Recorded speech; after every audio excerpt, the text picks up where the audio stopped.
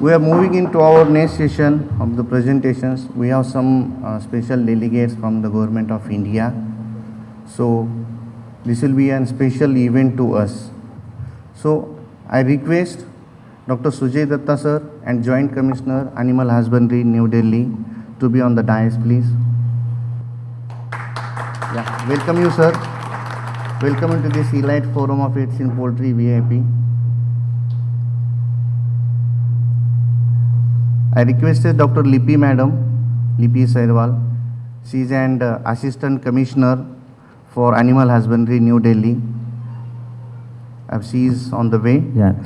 I requested our President, Dr. Ajay sir, to be on dais, please, with them.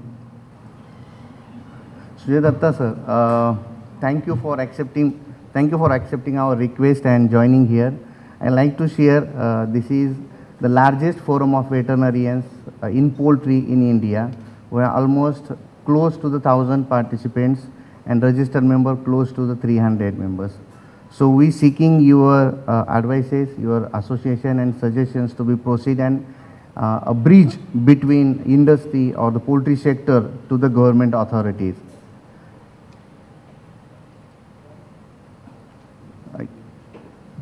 Yeah, Dr. Lipi Madam is on the way.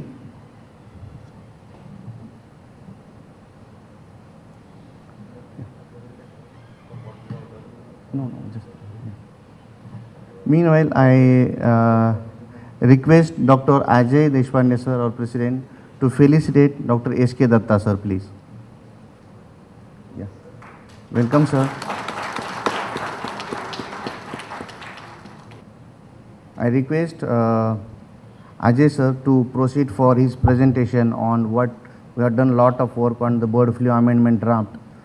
So I request Dr. Ajay sir, meanwhile, to present his details on the bird flu amendment draft.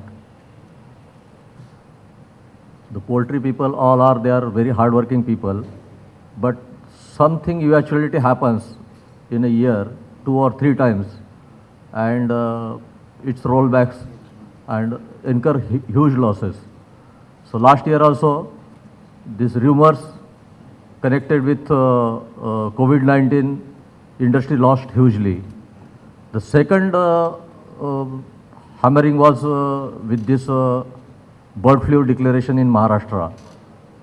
So many media, social media and all these things, all these people, I think they are against poultry or something, I don't know. But whatever happens, the market collapses, poultry market collapses. And there has to be sound, I think, policy for bird flu. For that, our people, means ECM members, Dr. Jeevan, Dr. Ire, Dr. Pathak, Dr. Prasad, we sat together for hours together, and we have studied in depth what are the OI guidelines and what are the Government of India guidelines, and what is the recommendation from the industry, you know. So who are the backbone of industry? Veterinarians are the backbone of industry. They work on ground level. They know ins and outs of everything. So to make an effort to make aware the government authorities what is the real ground situation and what should government help to support the poultry sector. So we have made an effort to prepare a draft which compares government OI guidelines, Government of India guidelines and our recommendations. So this is I'm making aware to the government authorities so that they should look into seriously, and if found some corrections or amendments, they can be sought from them. So I request government authorities, Lipi ma'am and Datta sir, to closely look into it. We are given letters to PMO office also. We have registered our grievances also from VIP, and we have written letter to so many ministers, even the Chief Minister of Maharashtra, Vice Chief Minister of Maharashtra, everywhere, so that it will be documented somewhere. And before making any policy, as a knowledge packed and ground to work down to ground working people of VIP, they should also take our opinion into consideration. That is why what I am requesting them to.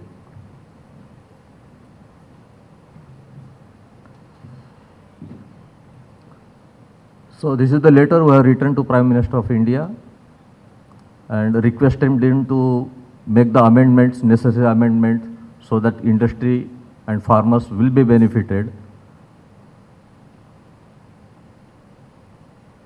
So I think we have given all the copies of the PDF of this one to every LTM member.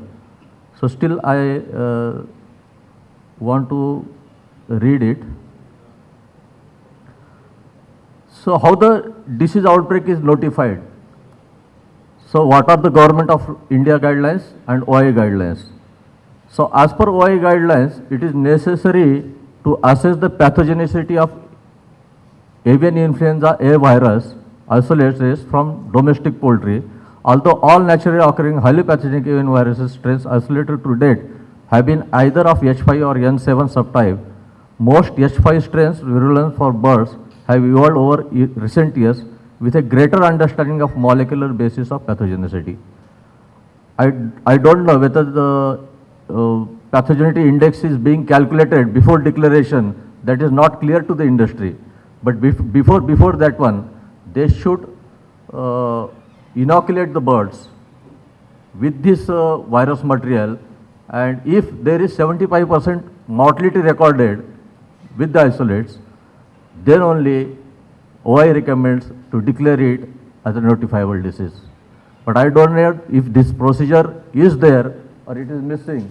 So if it is missing, then I request government authorities to take a note of it and try to do it. Because many times what we experience, there is mortality, severe mortality because of influenza, but nearby farm there is no mortality.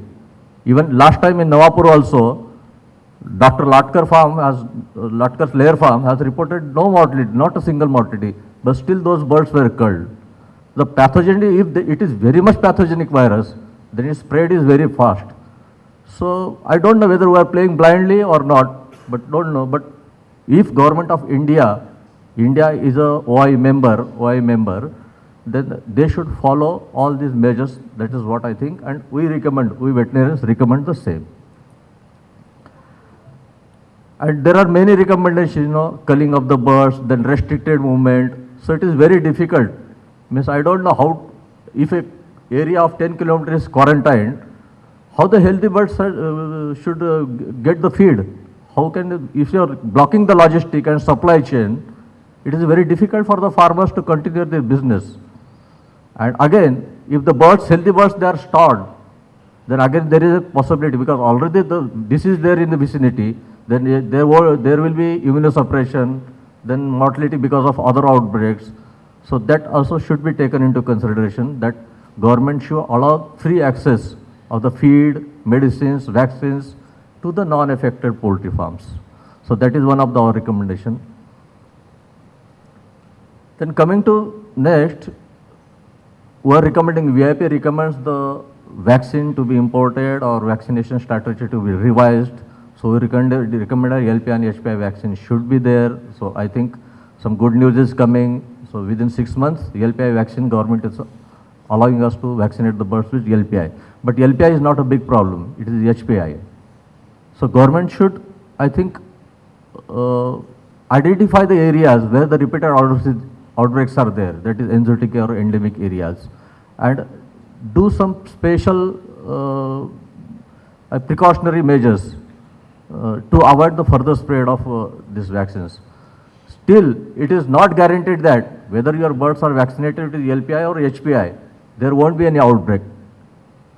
So in that case, the farmer who has borrowed a lot of money from the banks, and if suppose unfortunately flocks, breeder flock or layer flocks come under this culling procedures, then he will lose heavily, he will lose heavily. So the compensation measures, what government has sorted out, are meagerly very less, I think 20-40 rupees per bird price. And now the production cost, you can say, it is more than 100 rupees.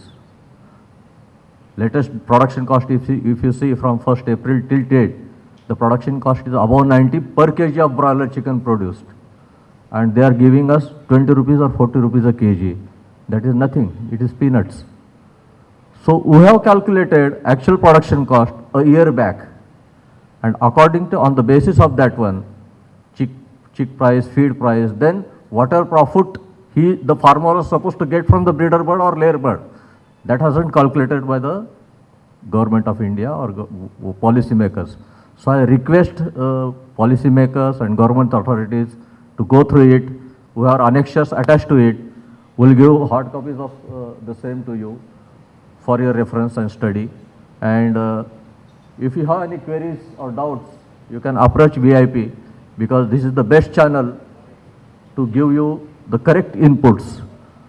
So I am not going to into detail because everybody has this draft. We'll give this hard copy. This is just a nutshell of our what we have done, what work we have done. So I request government authorities and government of India to look into it and revise the compensation policy too. With this, I finish my presentation. This is to make aware of the government authorities what we are doing, and I think before making any policy decisions, please involve us. There are so many associations, but the vibrant association like VIP with knowledge-packed people, you won't get anywhere. With this request, I conclude my presentation. Thank you. Yeah, thank you, Dr. Ajay sir, for this detailing this draft. I hope everyone read this draft. This is very important activity we have started, because almost 6 points we covered in this point in this draft. So if any suggestions still late, please go through, attach all supportings from OIE, government and all those things. If anything you feel and supporting, please share. Lippy madam, welcome to you this stage. And as I earlier also said, this is the biggest gap between the bridge between the government of authorities and the poultry sector. So I request Dr. Anju madam to felicitate and to welcome Dr. Lippy madam. Yeah, welcome you ma'am, welcome, and thanks for accepting our request. Thank you very much. Good morning, everyone. So it's a great privilege to take the next part of the proceedings, and as a part of proceedings, we are going to have a presentation of Dr. Lippy Sahiwal, and I would like to give a brief introduction about her. So Dr. Lippy Sahiwal is Assistant Commissioner with Department of Animal Husbandry and Dairying, Ministry of Fisheries, Animal Husbandry and Dairying, Government of India. She has done Bachelor's of Veterinary Science in 2006 and a Master's in Veterinary Science with a specialization in Veterinary Pharmacology and Toxicology in 2008 from Govind Balla Pant University of Agriculture and Technology, Pantnagar, a premier university in agriculture and veterinary science field. She is currently working under National Livestock Mission and Schemes Officer for Animal Husbandry, Infrastructure Development Fund and Poultry Development previously. She has worked with Department of Animal Husbandry and Government of Uttarakhand. She brings a wealth of experience in formulation of policies and implementation of government schemes for a larger benefit of livestock sector. Her previous assignments include disease control programs, import and manufacture permissions of veterinary drugs and vaccines, feed additives, supplements, and OIE related issues. Also antimicrobial usage and resistance, One Health and zoonosis. So she has got very wide experience in all those aspects which can be challenging for poultry. So ma'am, you are most welcome, and we are excited to listen from you. Thank you so much. A very good morning to all of you. Respected Joint Commissioner Dr. S.K. Datta, Director and Joint Commissioner Dr. Mahesh, Professor Ranade, President VIP, Secretary VIP, all the dignitaries from the Vets in Poultry and all the members of the Vets in Poultry. I am Dr. Lippy Sahiwal, Assistant Commissioner, Department of Animal Husbandry and Dairying. So first of all, let me thank all of you for giving me this opportunity to present before you a scheme which Government of India initiated during 2020, which is Animal Husbandry Infrastructure Development Fund. So this is the livestock population, and all of you are aware that during the 2019 livestock census, we had quite a leap in the number of cattle, buffaloes, sheep, goat, and also poultry. And this was the production statistics.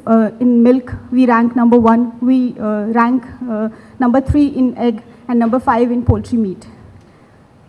But in spite of the huge livestock wealth, we are not able to cater to the export quality production. So therein, Government of India decided and thought of incentivizing the investments which could actually bring a change in the infrastructure where we were lacking. So this is how the scheme came up.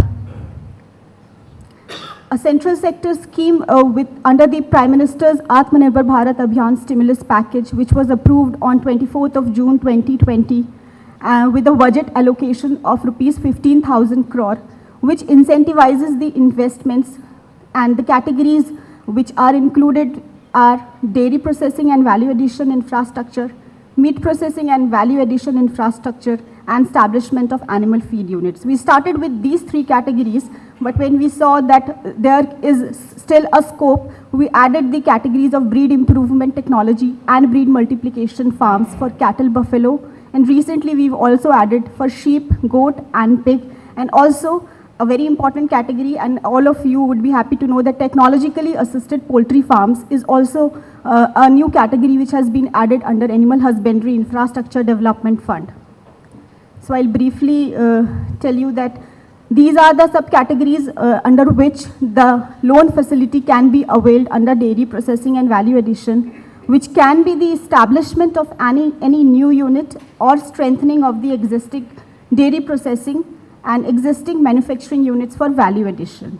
Also, it would include the quality and hygienic milk processing facilities, packaging facilities, and any other activities which are related to dairy processing. So when we talk about the value addition, so any kind of cheese manufacturing unit, ice cream unit, UHT milk processing unit with tetra packaging, milk powder, whey powder, flavored milk, these can be covered under this broad category of dairy processing and value addition infrastructure. Moving ahead, the second category which can be useful is meat processing and value addition infrastructure. Under this also, any establishment of new meat processing unit or the strengthening of existing meat processing facilities or value addition facilities for meat products for sheep, goat, poultry, pig, buffalo in rural, semi-urban and urban areas.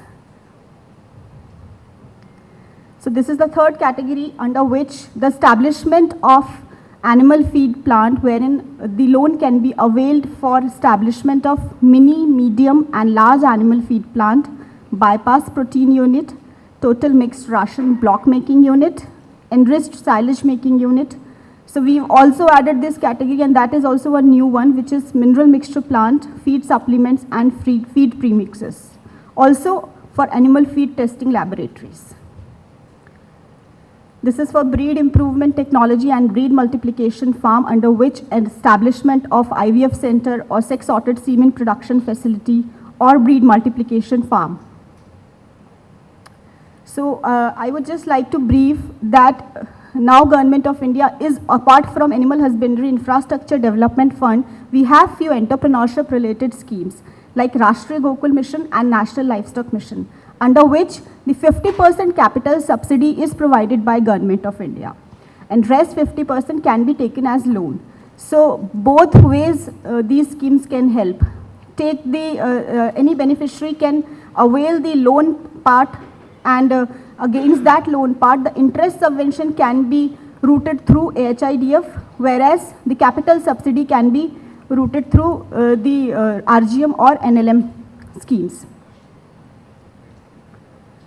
So the salient features of this Animal Husbandry Infrastructure Development Fund is the eligible entities who can avail loan is any individual, any private entrepreneur, FPO, MSME, private companies and Section 8 companies can avail the loan under this scheme. What Government of India is providing is the interest subvention of 3%, and the moratorium of 2 years, and 8 years is the repayment period. Also, a unique feature of this scheme is department has established a credit guarantee fund trust for animal husbandry and dairying of rupees 750 crore for MSMEs, and this is being managed by NABARD. We have a credit fund trust, which is CGFT-AHT, a trust, and every year we are giving 75 crores to this trust, wherein the risk coverage is ensured for all the MSMEs. The most important feature of this scheme happens to be there is no ceiling on the loan amount, be it 10 lakh or be it 10 crore. We have also assisted a beneficiary with 10 lakh rupees who wants to start a small unit, and also a very big unit like Hatson we supported last year, and we provided the loan of rupees 280 crores. So there is no ceiling on the loan amount for in this scheme. The loan amount can be up to the 90% of the actual project cost. So the lending model, as you can see, that it's a very easy process. Department has developed an online web portal for this scheme to ease out the application process, wherein the application is to be submitted on the portal, and the proposal is screened by the department for the eligible applications if the application is falling under the category under the guidelines of AHIDF, or if it is not falling, the application is returned for the resubmission. Once the application is screened by us, it moves to the respective bank. All the lenders are available on the portal, the list of lenders. Once the bank approves it, the sanction comes to us, and it is placed before the project approval and project sanctioning committee for according the approval of interest subvention against those sanction letters which we receive from the banks. And after this is approved, we upload it on the portal, and the loan disbursement starts to the bank for the applicant. So as of now, the current status of these applications on the portal is we have received the project applications of project cost worth rupees 1617 crores from 2021 and 2022. We've sanctioned the loans of rupees 1159.93 crores. And last year we released the interest subvention amount of 12.74 crores. This year we have released the interest subvention amount of 2.07 crores. So these are also the figures which are related to animal feed plant, meat processing, and the dairy processing. If you see that we have about 24 projects we have assisted with the loan amount of 691.22 crores, and animal feed plant of 344.68 crores. Meat processing we are still lacking, and government is trying to make efforts to popularize this component as well. So as all of you can see that talking about Maharashtra, we have assisted 4 projects under animal feed plant with the project cost of 28.23 crores, and different parts of the country wherein for animal feed plant, these are the figures you can see. 433.349 crores was the total project cost with the loan amount of 311.46 crore. These are the figures of the dairy processing units which we have already assisted, and the products. Out of these plants, 8 plants have already started their commercial production. So for meat processing, as I already mentioned, that we are lagging behind, and we need to put efforts for making awareness against this category. So through AHIDF, we are only 1.5 years back we started this scheme, and we have added to the supply chain. If we see that 0.5 million metric ton per year, the processed products for milk and value-added products have been added through these schemes. Total more than 1,200 people have been employed for against this unit, and 25,000 farmers have been benefited. If we see meat processing, though we have only assisted 2 plants, but 354600 metric ton per annum has been added through this scheme. And animal feed plant, if you see that poultry feed plant, through poultry feed plant which we have assisted, it's 135 metric ton per year has been added through this scheme.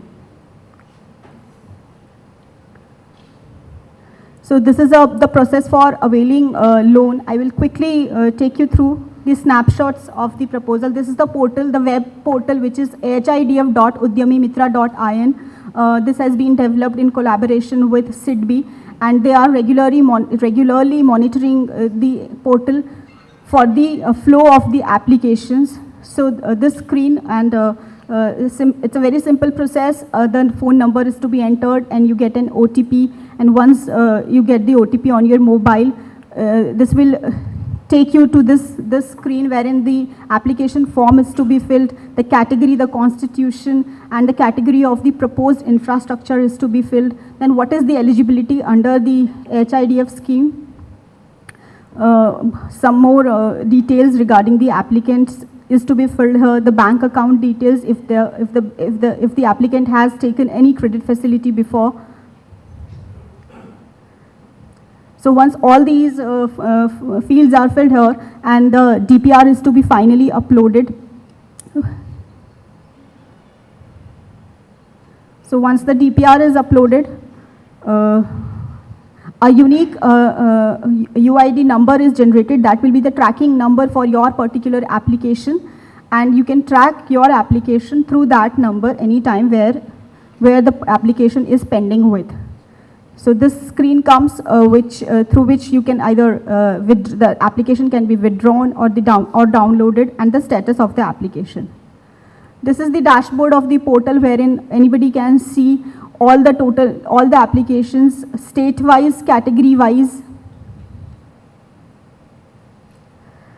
To ease out the application process for farmers, we've also integrated this portal with common service centers at the village level, who can help them to apply through this portal, and this will help in getting the applications and help the beneficiaries from the farmers.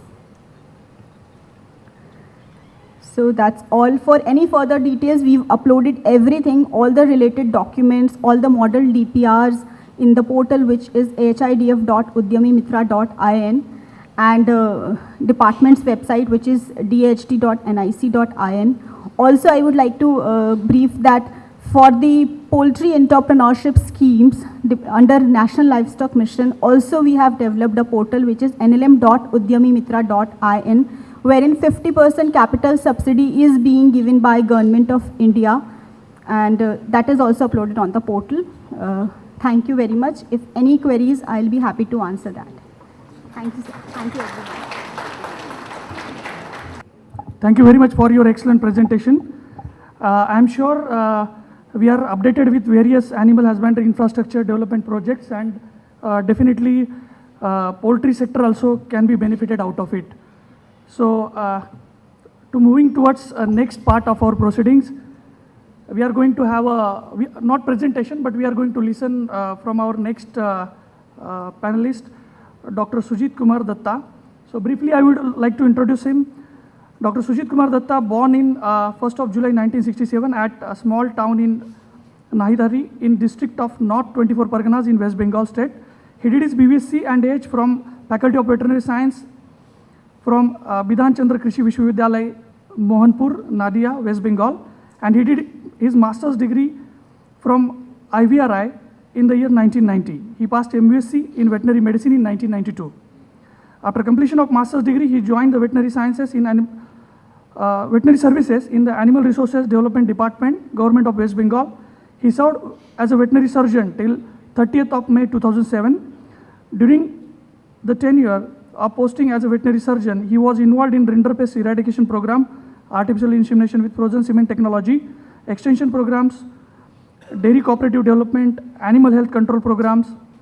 Then he joined Government of India, Department of Animal Husbandry and Dairying and Fisheries in June 2007 as Assistant Commissioner. He has entrusted with the work of animal quarantine certification services, trade-related matters, imports, manufacturing and marketing of veterinary drugs and vaccines, risk analysis, WTO matters, Veterinary Council of India implementation of Livestock Importation Act 1898, Indian Veterinary Council Act 1984. On 1st of January 2012, he was promoted in the post of Deputy Commissioner. He was handling the charges of Livestock Health Division and thereafter promoted in the post of Joint Commissioner from 1st of January 2016. Presently, Dr. Datta is handling the matter related to development of poultry, sheep, goat, piggery sector. He is also handling the issues related to animal welfare and implementation of Prevention of Cruelty to the Animal Act 1960. He is also holding a post of Member Secretary, CPC SCA, and holding additional charge of Secretary as a AWBI. So I would like to welcome Dr. Datta for his brief to this audience. Thank you so much. It's a privilege to be here as a veterinarian among the veterinarians of this highest remunerative industry, that is poultry industry. So without you, this industry cannot grow in such a height.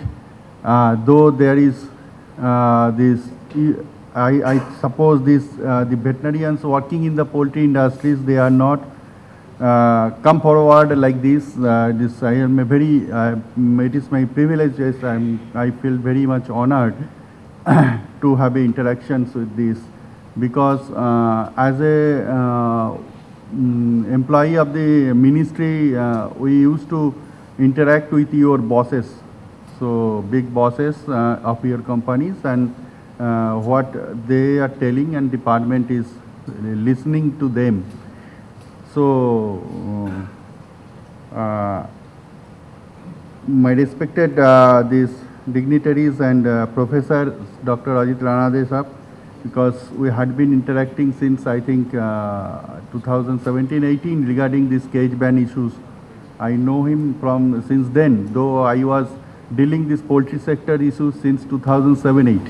So I will be telling how this government is trying to safeguard our poultry industry, though what we are seeing in from outside, that government is doing nothing for the commercial poultry industry. That's I will give you the little brief. I have a lot of experience on that. Though I am not that much of technically sound on the poultry production system, poultry management system, though I am a man of medicine. But what I am doing is in the policy intervention in the ministry, how this sector can be supported. So we have our colleague Dr. Maheshji, Joint Commissioner. He's a renowned poultry man and working since long in this sector.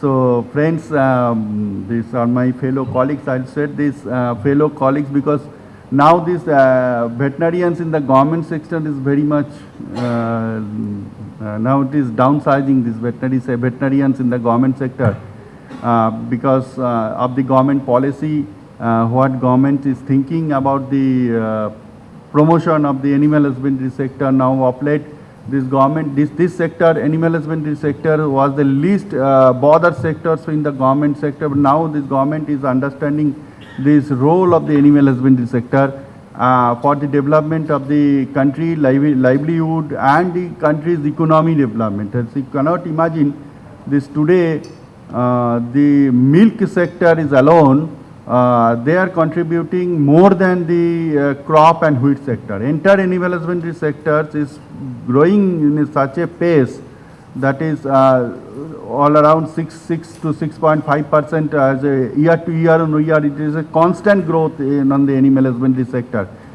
So this sector in future also it can grow like anything if we do some kind of technology changes, technology intervention and innovative ideas. If we can pump into this sector, then it will go like anything.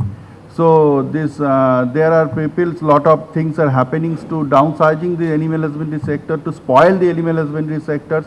So that is there, that will go. But the people demands is that this we require the protein, much more protein. That is, we are very much deficient in the protein in our country, and what WHO is recommending this daily requirement of the protein. So this role of these sectors, nobody cannot ignore these sectors, and the backbone of this development of the sector, whatever technology intervention is going, it's our vets.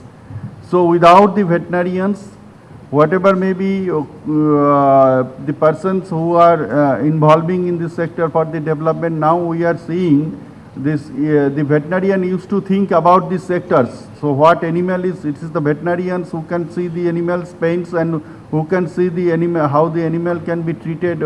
Then our research workers, they did a lot of things in the poultry sector development, but this credit is taken by the somebody else because they have their own power, money power, manpower and everything.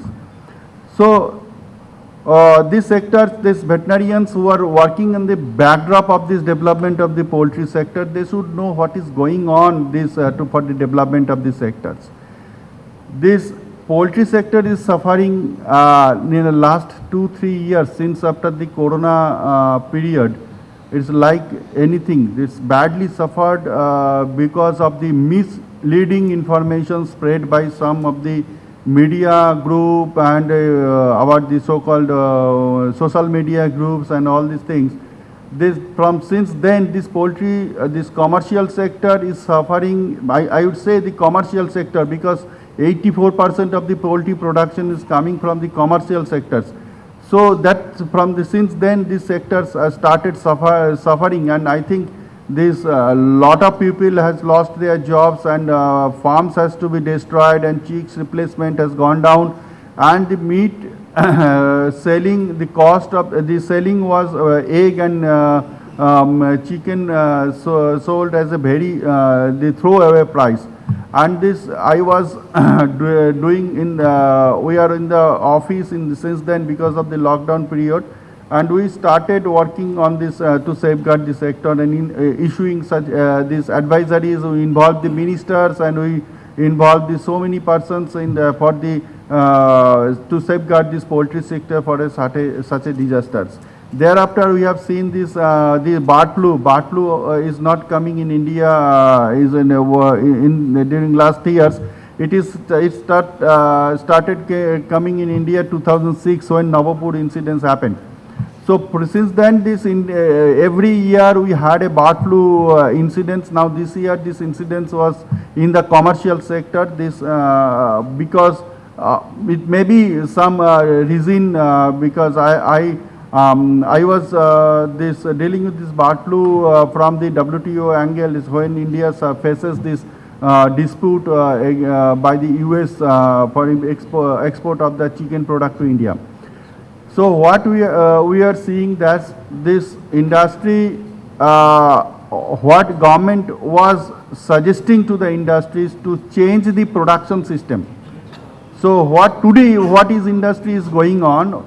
We are just producing the chicks, we are just producing the birds up to 28 to 35 days and just selling these live products in the market. So this system, this what I would urge to our fellow veterinarians, we should, I am telling this issue since 2012 when India lost this WTO case, and I was very much straightforward against the industry. I told you change the production system, otherwise the industry will not suffer. Because what is if we say take the experience of the Thailand incidents in the bird flu, this how Thailand has changed their production system. They used to produce this live bird and sell into the wet market. Now after the bird flu incidents in their countries in 2004 and onwards, they changed their production system entirely. They have shifted to the processing system, and products are processed in their country. And now their country, Thailand, has been recognized by the European countries as one of the exporting country of to the European Union. But what India, though we are trying to export our product, but because without export, this no industry can sustain, because we have to increase our production system, and excess production needs to be exported, and then only our farmer will sustain. Because every time what is farmers are doing, they are placing the chicks and they are selling the products. Now what is happening today, these farmers have taken a loan from the bank and they have placed the birds in the system, and now disaster, this poultry bird flu came, and then COVID came, and these farmers have lost their business, and now they are facing NPS. Yesterday I have my joint secretary has written a letter to the Department of Financial Services to safeguard these farmers, because their accounts is classified as NPS, and some of these banks have started taking action against these farmers. So where these farmers will go? So if we do not change our production system, rather we can say the marketing system, we should shift the production system from not for the wet market, but for the long-term storage and long-term selling, and this mindset of the people is now changing. We have the Food Safety Standard Authority Act, where it says that you cannot slaughter the animals in a roadside or in front of any people. So we need the processing system, we need the value addition of the poultry produce. So we have various kind of poultry products. I have seen in the US, where I went to US and I traveled 6 states in US when we have started, we have allowed this import from the US. I have seen their production systems, how they are doing. They are also suffering from the HPI and LPI, but they don't allow vaccination. They don't allow vaccination, but producing vaccination, and they are sending these vaccines to the other countries, which those are doing the vaccinations for the birds. And since we are a veterinarian, so we have come across these many this literatures and scientific incidences. I was studying on this when this poultry industry started representing the department to allow the vaccinations. And what is happening, if you study the literature, you will see this poultry, this avian influenza vaccinations, it started in 1980. So since then this vaccination was tried, but it was not successful. Why it was not successful? But Egypt has done the first vaccination, Vietnam has started the vaccine, they have done the vaccinations. Why it is not successful? Because the poultry production system we are having, we have both these two-way poultry production system. One is the backyard poultry, and within this backyard poultry we have the commercial good poultry production systems. No, you have to deliberate on the scientific system. We are also deliberating. I don't think this H5 and H7 virus is notifiable virus as per the OIE guideline. But H9 virus and other virus are not notifiable virus. Even if you are doing the vaccinations, our system will not detect the H9 antibody. It will detect only H5, H7 antibody. Then how this government will determine this, whether it is due to the H9 or H5, H7, still H5, H7 will be there. So you are working in the farm, so you have done the H5, H7 vaccination, H9 vaccinations, and what birds will behave on that? You have to maintain the sentinel bird, and the sentinel birds has to be tested every time, and it is a very it is a high cost testing you need to be done for the detection of the antibody. And these birds, which are vaccinated birds, they will not show the symptom, but they will spread the virus. And if you are doing this inactivated vaccine, it will not give you the long-term protection. You have to do the live vaccine. And if you are giving the live vaccine, there is a chance of spreading this virus, shedding the virus into the other non-vaccinated birds and the backyard poultry birds and whatever. Maybe even we have a report that human also got infected with their food, even with the aprons and all. So as a poultry veterinarians, we need to come out from this kind of system, because as we know, this government do not have any mechanism to disease control in the poultry sector. Though we are thinking to develop a disease control mechanism, disease control protocol in the poultry sector as well in the commercial sector.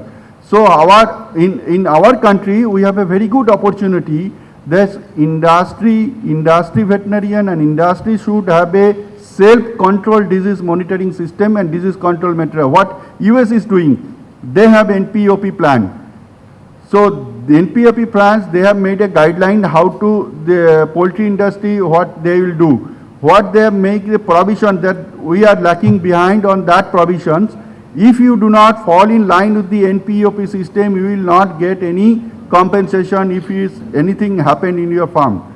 So we have suggested our government that we should give the compensation at the market price of the poultry birds, be it commercial, be it in the backyard poultry. So we will, that is under consideration or discussion is happening on that. So we do not have any poultry production plan here, poultry disease control monitoring plan. So industry, what we should suggest to the government, that we should, as a country wise, we should have a poultry disease monitoring or disease control plan. Only 3-4 disease we need to control, forget about the others. 3-4 disease, this exotic disease we need to control as per the Y guideline. One is avian influenza, another is salmonella, another is, I think, 2 more diseases are there. So if we have a control mechanism through the government, we need to have a suggestion on that, how to prepare the disease monitoring control system. So industry should come forward voluntarily that, see, this we have a disease monitoring system, and we will be reporting to the government every time whenever government needs the data, whenever disease outbreaks is there.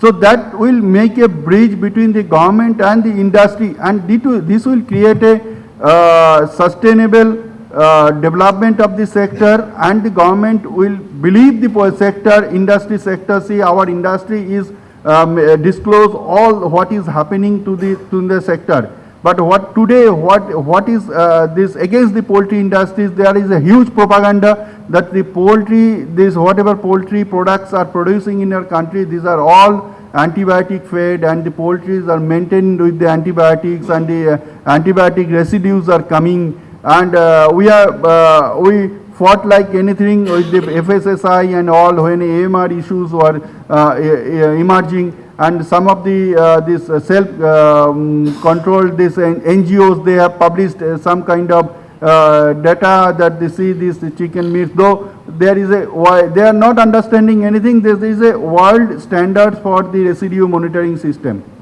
So we have to come out all such kind of all nonsense what is going on in our country by others people. See, this our poultry is producing such kind of standards which are not this giving the antibiotics and all, and we should suggest your this industry management. They see this if we produce like this our sector will be growing, and it will maintain a sustainability to the for a long period, because government has seen that this sector has grown. It is our pride that our sector, poultry sector, has grown with their own technology intervention, own investment, and government has not given any financial support, though we are giving some kind of policy support. Like you have seen this soya meal issues, this crisis is this recent crisis, and we have allowed import of GM soya for the first time. And government has taken a very good, wise decision, and we are thinking that we should allow the GM food, so that this our poultry production cost. Today, this Indian poultry production cost is higher than the Bangladesh, what is Bangladesh is producing. So I think this, whatever data I have, it is $1.57 per kg production, but Bangladesh is less than 1.4 and 1.3 dollar this poultry production. So if we reduce the cost of production and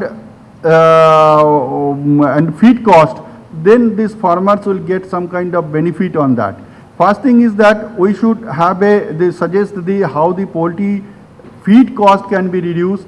Second thing, we should suggest how this poultry can be, poultry sector can be changed to the marketing and the processing system, value addition system. For that we have this is a first time India is having this 15,000 crore credit facilities available for meat, this dairy and animal feed plant. Today, this highest number of applications in the animal feed sector.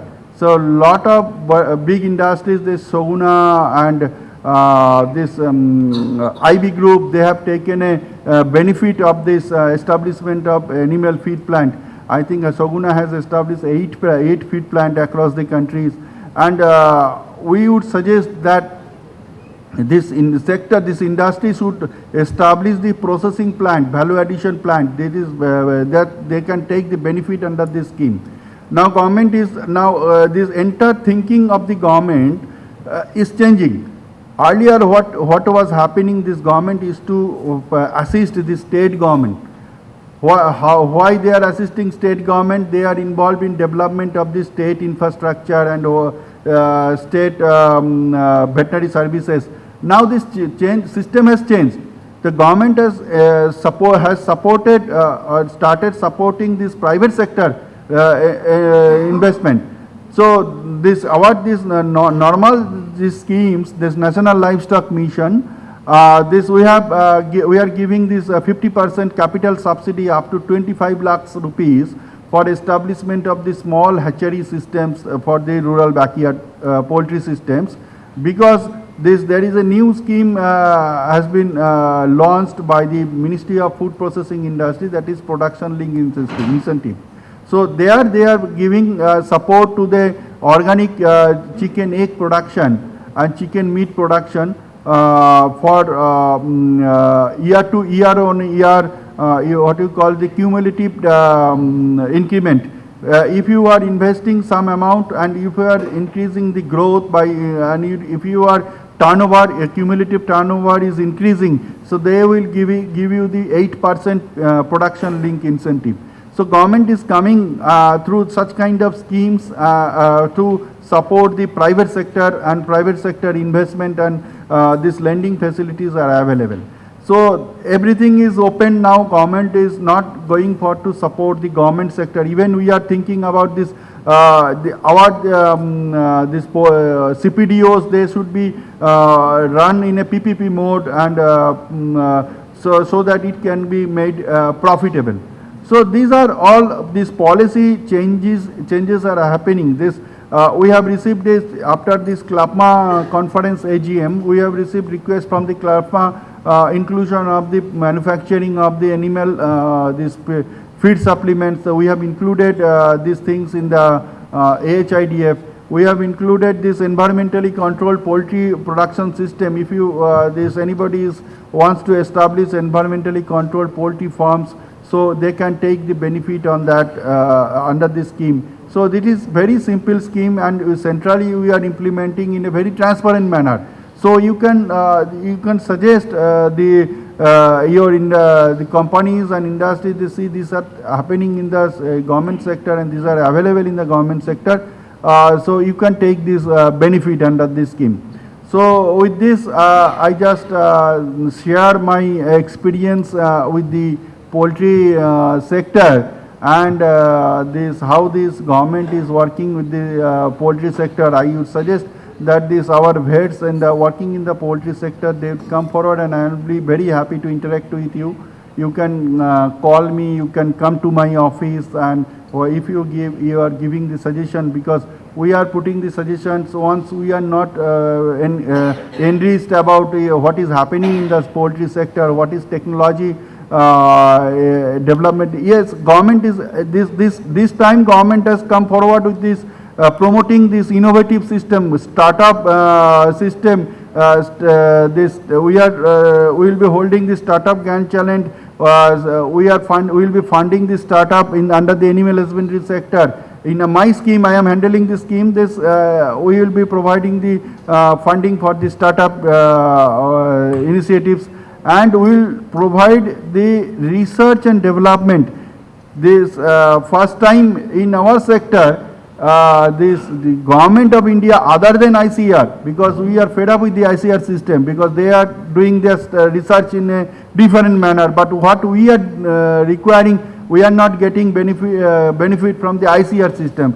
So what government has decided, we will fund this institution, veterinary college and other credible institutions, and whosoever maybe wants to have a research development on this poultry, sheep, goat and livestock products.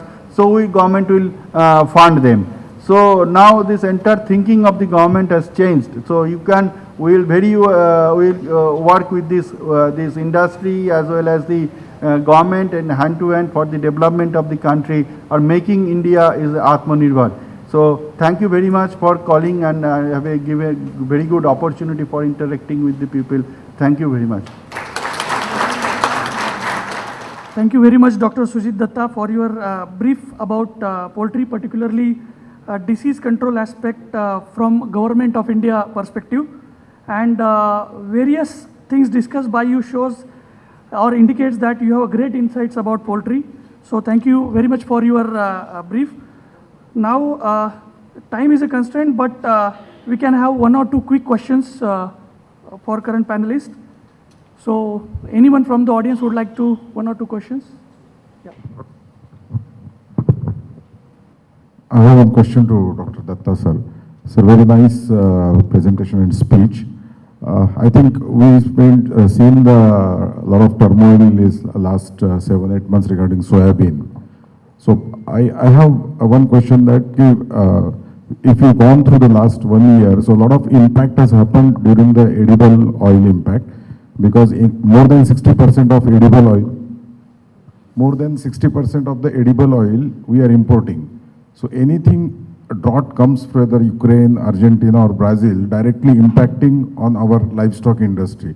I think because of the common middleman's consumption, income has improved, the burn heat has not realized by this year expected around 12 million, and it is practically impossible because a lot of flood happens in last few months in Madhya Pradesh and Maharashtra, and 90% of the import soybean meal, so that is all in the Maharashtra and the MP.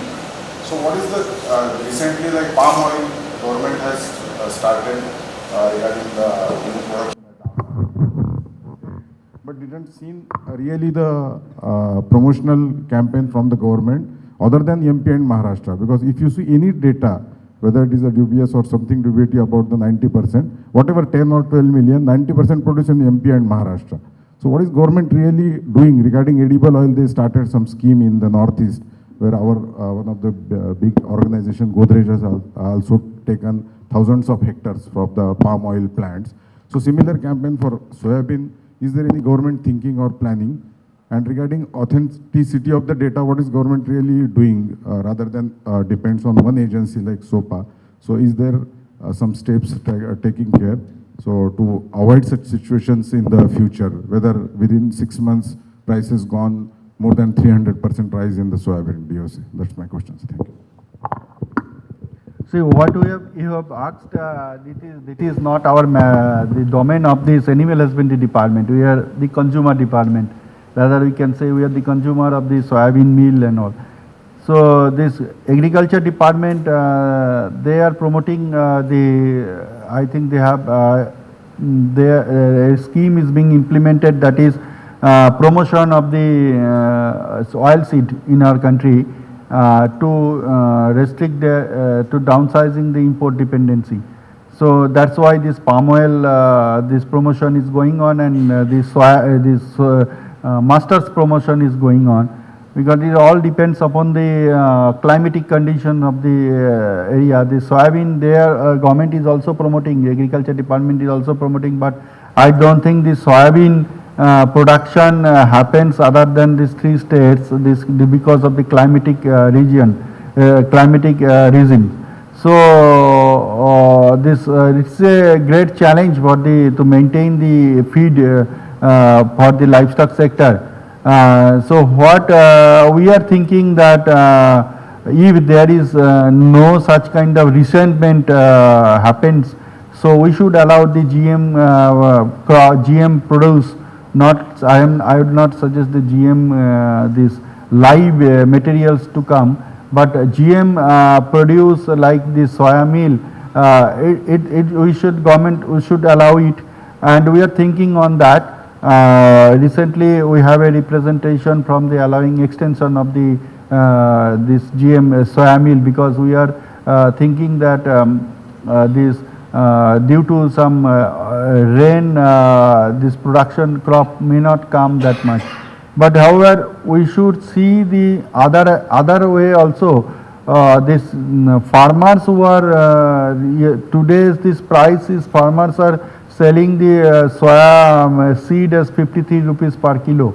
So if we started allowing these products from the imported country at a cheaper cost, So it will hamper this our country's soya production.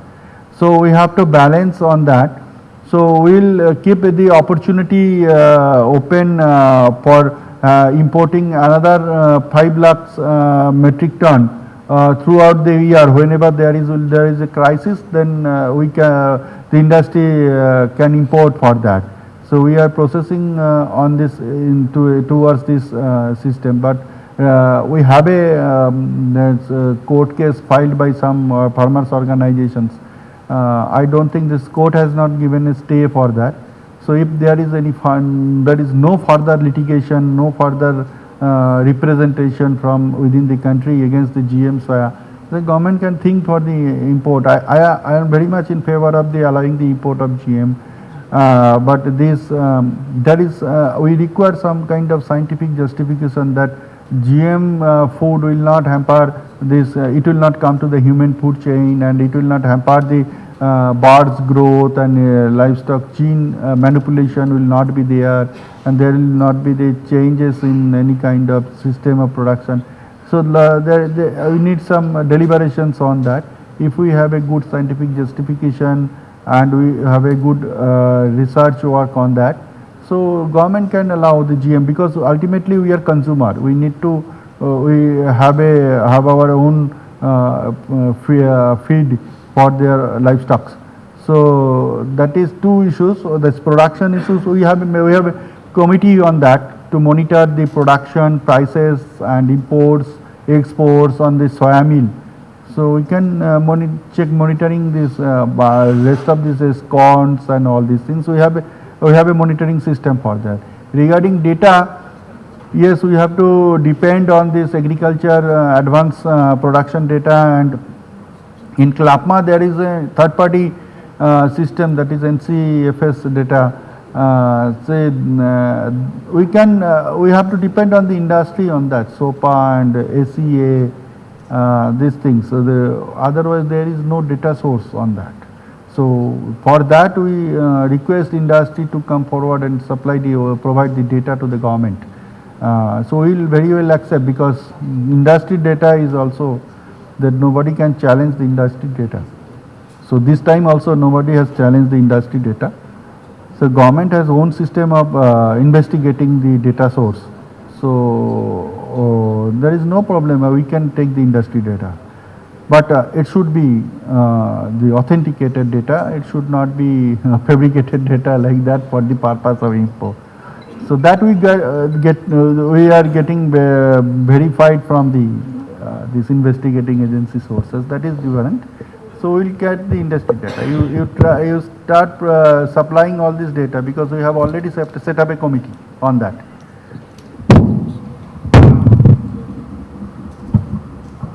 Thank you so much, sir. So I think with the short of time, we will proceed for next part of this program. And Dr. Sujit Datta is available with us. Those who want to interact on various aspects can meet him personally during tea break. So next is one announcement is we have kept one photo point outside. So you can click the photo with the photographer, it will be immediately printed and given to you. So it's proud member of VIP dedicated for providing safe protein for society. So you can take this. Dr. Ranade sir is not here, I think.